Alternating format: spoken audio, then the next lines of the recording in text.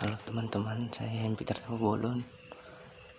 Di sini kita akan belajar struktur pemrograman web. Let's go videonya.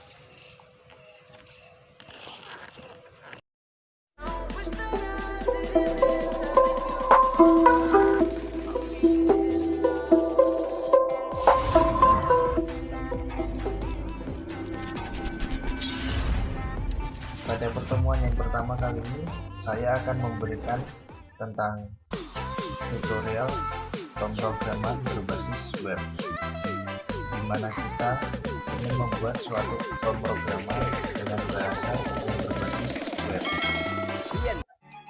Pada pertemuan yang pertama ini, kita akan mempelajari tentang bagaimana dasar-dasar pemrograman web tersebut. Pada dasarnya, sebuah pemrograman web itu membutuhkan suatu yang disebut dengan web service atau web server. Web service atau web server itu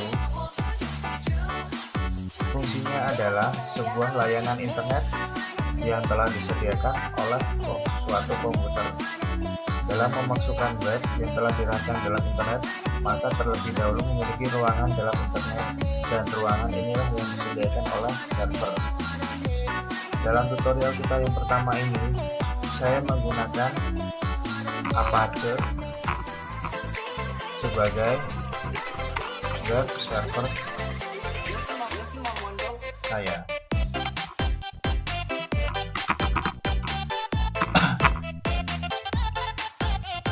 Yang kedua yang harus dibutuhkan adalah yaitu suatu penyimpanan berupa database atau basis data. Dalam tutorial ini saya menggunakan engine yaitu MySQL sebagai basis data. Kemudian yang tiga, ini yang paling penting, ini nantinya akan digunakan untuk menampilkan semua pemrograman atau kode-kode yang sudah kita buat, yaitu web browser. Dalam hal ini saya memakai Mozilla Firefox sebagai web browser saya.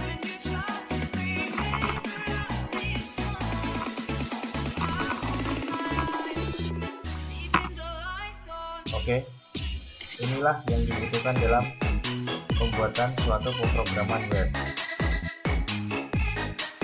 Untuk nomor 1 dengan nomor 2, kita bisa menggunakan suatu paketan software yaitu XAMPP. Di mana XAMPP ini adalah suatu paket software yang memuat web service, kemudian juga memuat database-nya, kemudian juga memuat bahasa-bahasa pemrograman seperti PHP, Perl, dan lain-lain. Kita bisa download di situs resminya XAMPP.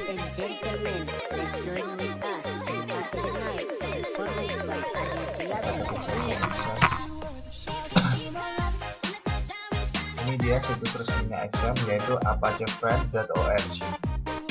Kita klik saja.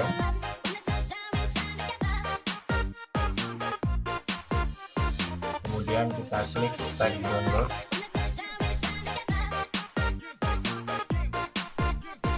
Nah, akan muncul sebuah link downloadan XAMPP untuk Windows, untuk Linux, dan untuk Macintosh, dimana masing-masing terdapat kategorinya masing-masing. Karena saya pakai Windows, jadi saya download yang for Windows. Di sini ada berbagai versi dengan berbagai ukuran yang berbeda.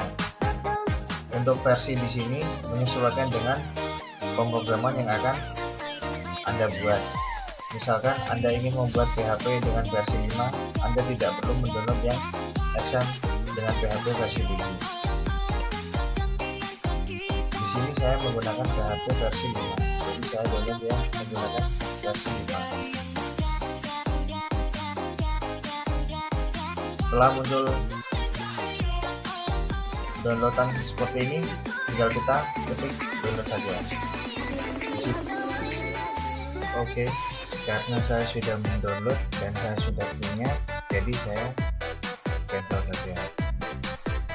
Untuk panduan untuk menginstal SAM-nya bisa dilihat di Google. Banyak artikel tentang tutorial menginstal SAM.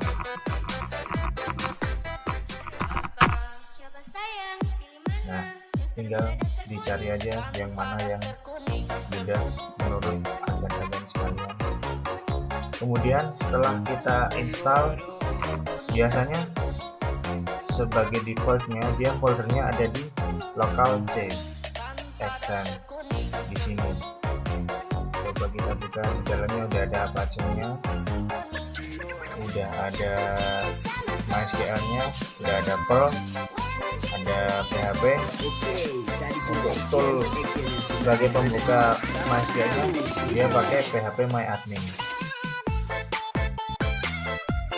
Oke, kita langsung jalankan aja ya. Kita cari Sun Shuttle.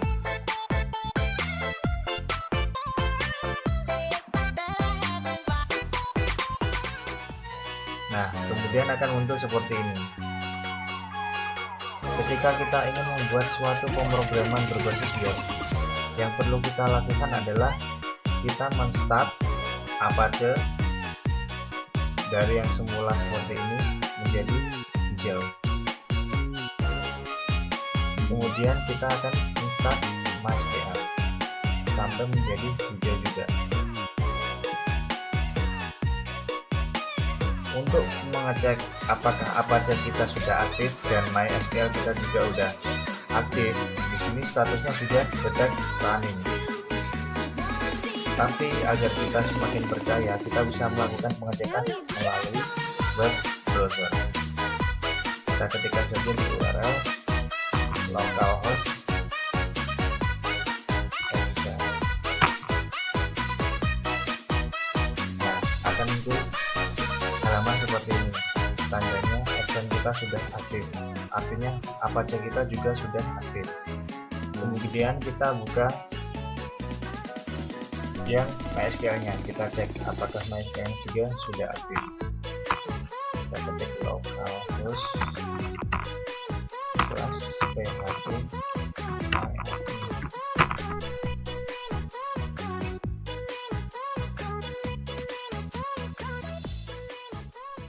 Jika MySQL kita juga sudah aktif, akan muncul tampilan seperti ini.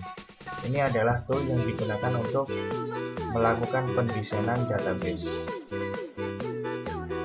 Di mana sebelah kiri ini adalah nama database. Kemudian kalau kita mau buat baru, tinggal kita klik database atau kita klik new di sini. Di sini memakai web server Apache 2.4.10 dengan PHP 5.5, kemudian versi PHP MyAdmin-nya juga 4.2.7.1. Nah, setelah sudah aktif seperti ini, tandanya kita sudah melakukan tahap dasar untuk membuat suatu pemrograman berbasis web. Tutorial belajar struktur pemrograman web dari situs saya ucapkan terima kasih, semoga bermanfaat.